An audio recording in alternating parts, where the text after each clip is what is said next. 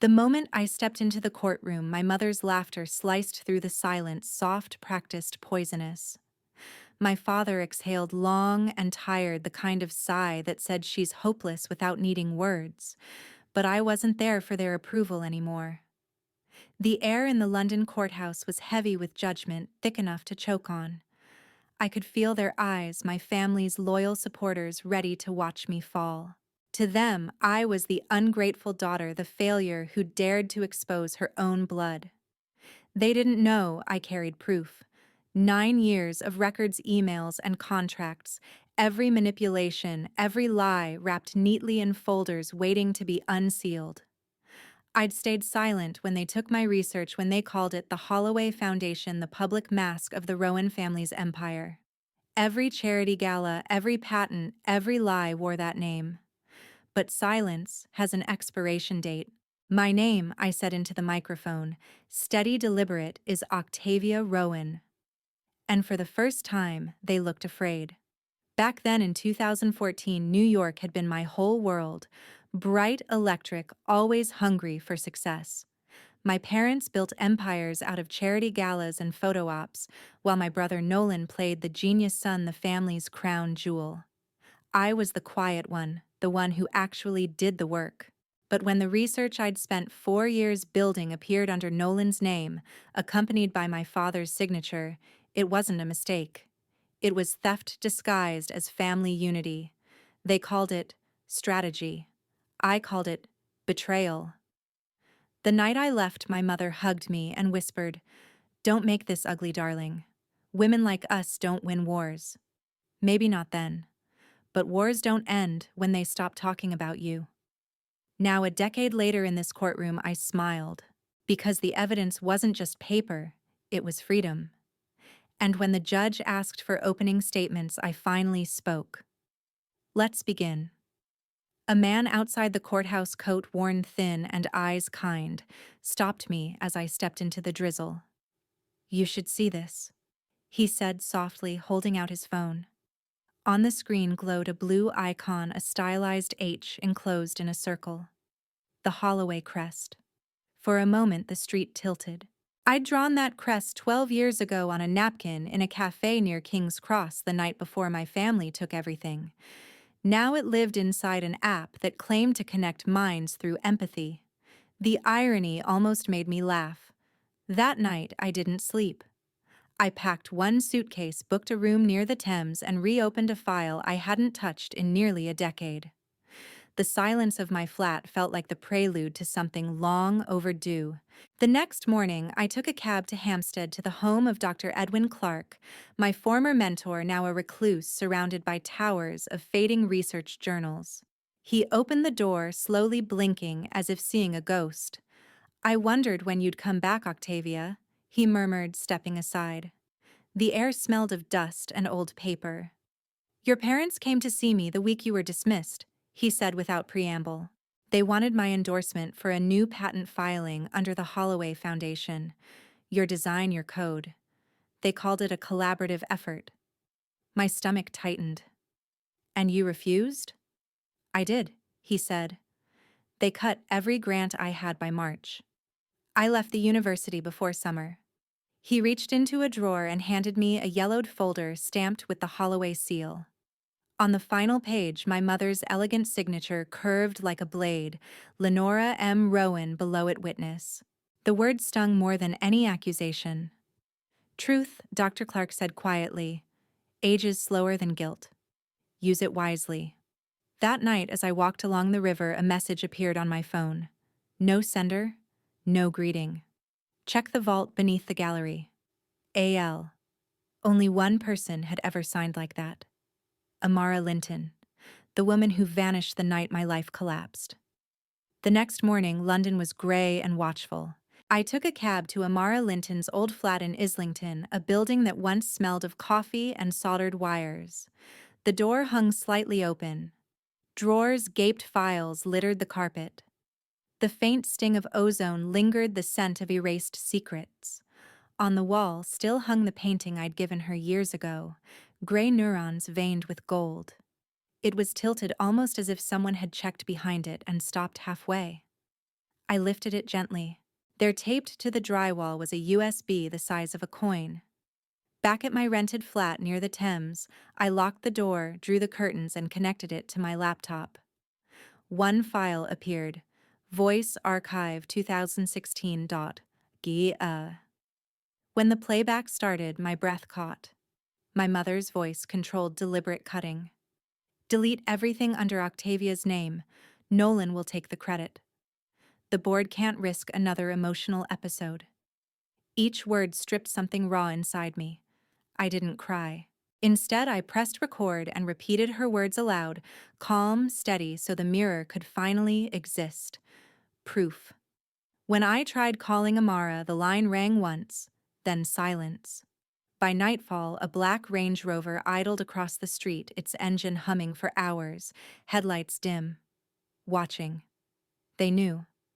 I backed the file to 3 encrypted clouds and labeled each one Truth. On a small note card I wrote, "Patience is power." I slipped it beside my grandfather's photograph, the only Rowan who ever believed integrity mattered more than legacy. That night, sleep never came. Only the hum of that engine, constant, patient. But for the first time in years, I wasn't afraid, because I had her voice. And my silence finally had purpose. Days later, the Holloway Foundation's gala shimmered with press and polished deceit. I stood at the back as Nolan Rowan took the stage, smiling beneath a banner that read, "Revolutionizing PTSD Therapy Through Neural Innovation." Every slide mirrored my work, my code, my colors. Even my initials in the corner, C. Rowan Alpha. I stepped forward, voice level, through the mic. "Excuse me, could Dr. Rowan explain his original data source?" The room froze. My mother's pearls caught the spotlight. Then the screen split in two. My thesis on the left, his presentation on the right. And the truth finally spoke for itself. My mother kept smiling, but her knuckles had gone pale. The cameras still flashed, hungry for spectacle. Outside, the London sunlight struck the marble steps like judgment, unforgiving, absolute. It wasn't victory. It was gravity. That night, my phone vibrated. A new message flashed across the screen. "Meet me where you used to teach. PH." The psychology department at King's College hadn't changed. Same flicker of fluorescent lights, same scent of chalk and coffee gone stale. Patrick Hale stood near my old classroom, once my brightest student, now a federal investigator for the Crown. He handed me a folder stamped with the crest of the Crown Prosecution Service. The title read, "Holloway Foundation, Fraud Inquiry." "They used your credentials for defense contracts," he said quietly. "AI therapy systems built on your neural code. I can prove it if you'll testify." I told him about the recording, about Amara, about the SUV that had followed me. His expression hardened. "They're cleaning house. If you want justice, we go to court." I opened my phone's recorder. "My name is Dr. Octavia Rowan. My work was stolen, patented, and sold under my family's name. This isn't revenge. It's reclamation." Patrick slid a document toward me. "Once you sign the subpoena," he said, "there's no turning back." "I'm not turning back," I replied. "I'm turning over." Thunder cracked somewhere beyond the river, rolling over the rooftops. London's air felt heavy, electric, like a city remembering a storm it once survived. 3 days later, Patrick called at dawn. "We found Amara Linton," he said. My chest tightened. "Found in her car near Battersea Bridge. Still alive. Barely." By the time I reached St. Thomas's Hospital, the media were already swarming. Inside, the air reeked of antiseptic and panic. "She was given an unapproved sedative," a nurse whispered. "Only distributed to licensed labs." When I stepped into her room, Amara looked almost transparent. "They came for the files," she breathed. I squeezed her hand. "You did good." Her eyelids fluttered. "You recorded." My stomach turned to stone. Someone had already been inside my flat drawers, open, nothing missing. It wasn't theft. It was a warning. Outside, Patrick waited, exhaustion in his eyes. "They're closing ranks," he said. Your mother's lawyers just filed a motion accusing you of evidence tampering. I almost laughed. They've been rewriting reality my whole life. If you felt the weight of Octavia's truth tonight, don't leave her story unfinished. Subscribe now and follow her into the next chapter where every secret finally fights to be heard. At the edge of Battersea Park Lake, yellow police tape snapped in the wind. Rain pooled at the banks, rippling with sirens. Patrick Hale crouched near the reeds, lifting a sealed evidence bag from the mud, a flash drive inside labeled Foundation Lab Reports. Amara must have hidden it, he said. If this connects back to their lab, he added, voice low, it's not just fraud, it's attempted murder. Thunder rolled overhead, the sound deep and endless. Let them bury, I said quietly. I'm done digging. He turned to me. Then what are you doing? Building, I said. His brow furrowed. Building what a case they can't drown. Lightning split the sky, carving light across the lake. For a heartbeat, I saw my reflection, not my mother's shadow anymore, but my own. 2 days later, an envelope slid beneath my hotel door. Heavy cream paper, the kind used for invitations and apologies, my mother's handwriting on the front. Inside, a cashier's check for £2 million and a note written in her familiar, elegant cruelty. Stop this, Octavia. Come home. We'll rewrite the story this time in your favor. 2 million. That's what she thought truth was worth. I turned the note over and wrote 3 words. You already did. Then I tore it into strips and flushed it down the sink. Patrick arrived soon after. No badge. Just exhaustion. They've suspended me, he said. Conflict of interest. What conflict? He gave a bitter laugh. Apparently loyalty counts as bias, but we both know who made the call. He hesitated, then added, I'll still testify. But from here on, you're alone in court. I've been alone longer than they realize. That night, the power flickered. The corridor outside my door glowed, weakly shadows stretching like long fingers. At the far end stood a man in a gray suit, still as marble. Watching. Then gone. On the bed, another envelope. Inside, a photograph, me outside the hospital holding Amara's hand. On the back, written in red ink, stop recording. I didn't flinch. Fear only works on those who forget what they've already survived. I sat down at the desk and opened my laptop. My petition, I whispered. Pro C. Each keystroke landed like a gavel. Funding. Chemicals. Signatures. All of it. You taught me silence, Mother, I said. But not how to use it for lies. Then I uploaded every file, labeling them truth, proof, and patience. I lifted my glass of water toward the dark window like a toast. To the noise you can't bury. To silence, I whispered the kind that finally makes noise. The royal courts of justice smelled of marble and disinfectant, a sterile kind of purity polished to disguise rot. Outside, a wall of reporters waited, their cameras clicking like nervous hearts.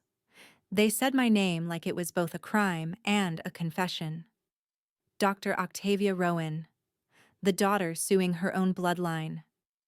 Inside, the air hummed with quiet electricity. My parents sat at the defense table, perfectly composed. My mother's pearls caught the light like tiny shields.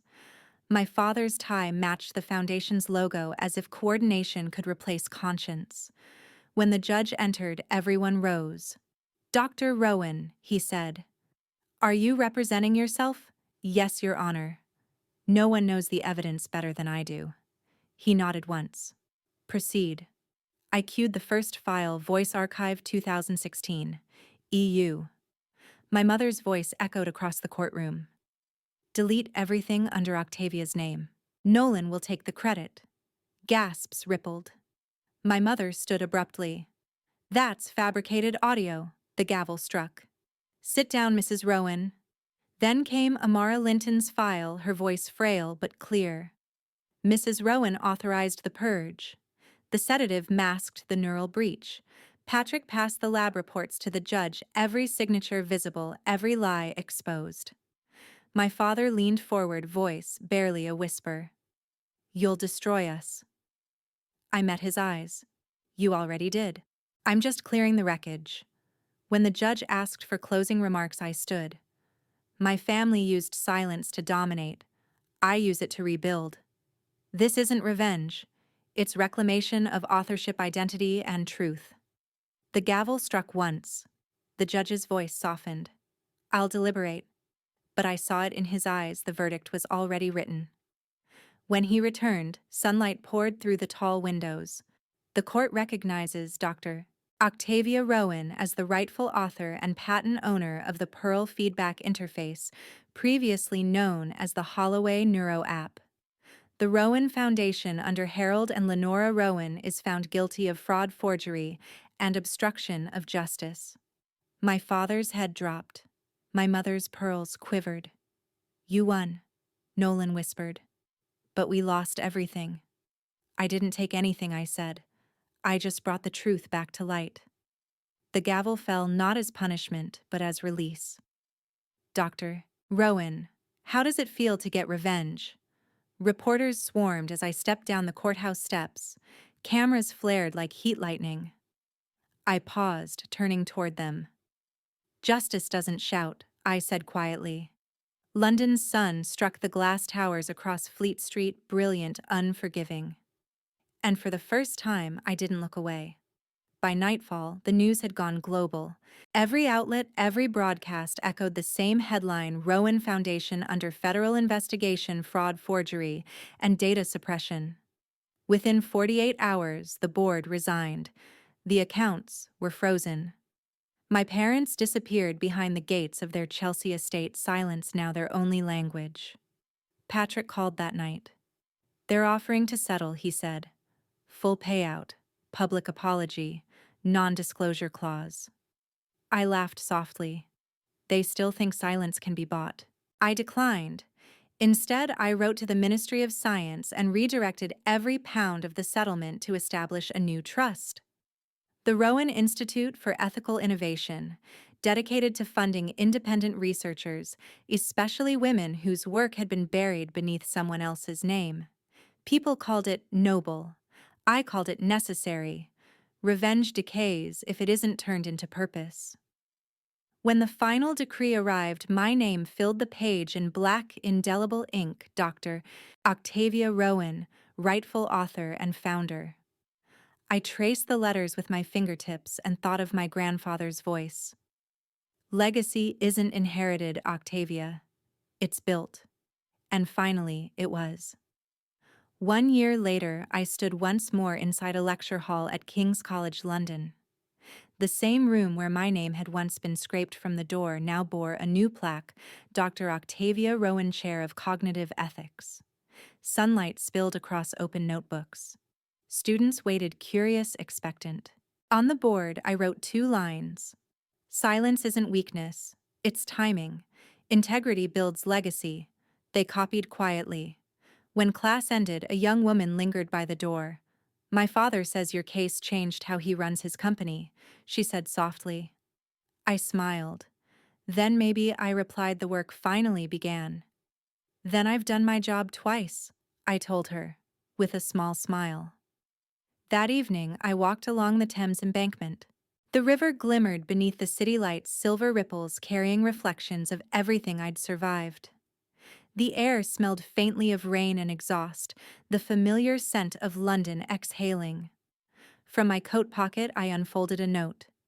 My mother's handwriting, neat, deliberate, controlling. Let the men handle it. I let it fall. The page fluttered once, then dissolved into the water. Some stories don't end with applause. They end with quiet. And sometimes that quiet speaks louder than victory. It's been 2 years since the verdict. London, ever fickle, has learned to forgive the Rowan name, or maybe just to forget. The city loves its redemption arcs, tidy, its villains polished into nostalgia. The old Rowan Foundation headquarters is gone now. In its place stands a new building, the Institute for Ethical Innovation. Its emblem, a simple open circle carved into pale stone. No initials, No signatures, just space. For honesty. For rebuilding. Every morning I walk across Waterloo Bridge, the same road I once took to leave this city in disgrace. Now it carries me home. The skyline looks different somehow, less like judgment, more like memory. Sometimes I stop outside the courthouse. The marble steps remain cool beneath my hand, worn smooth by years of stories like mine. If I listen closely, I can still hear echoes my mother's laughter that day, sharp and rehearsed. But another sound overlays it now, my own footsteps. Steady, unapologetic. People still ask if I've forgiven them. I tell them forgiveness isn't about letting them go, it's about letting myself live. Anger burns bright but too fast to build anything lasting. Peace, I've learned, is slower, but it stays. At night, I light a single candle by the window, just as my grandfather once did when grading papers. Its reflection flickers across the Thames, tiny shards of light scattered like truth. Broken but still shining, the city hums outside, alive and restless. But my world is quiet now. I glance toward the courthouse and whisper, "They laughed when I walked in." Then I smile. They're silent now. And this time, that silence means everything. I've learned that silence can either cage you or free you. It depends on how you use it. If Octavia's journey meant something to you, tell me in the comments what truth you've reclaimed or who you'd stand up to if you stopped being afraid. Subscribe and stay, not just for the next story, but for every reminder that integrity, though quiet, endures longer than noise. Let's build a world where truth doesn't whisper, it stands.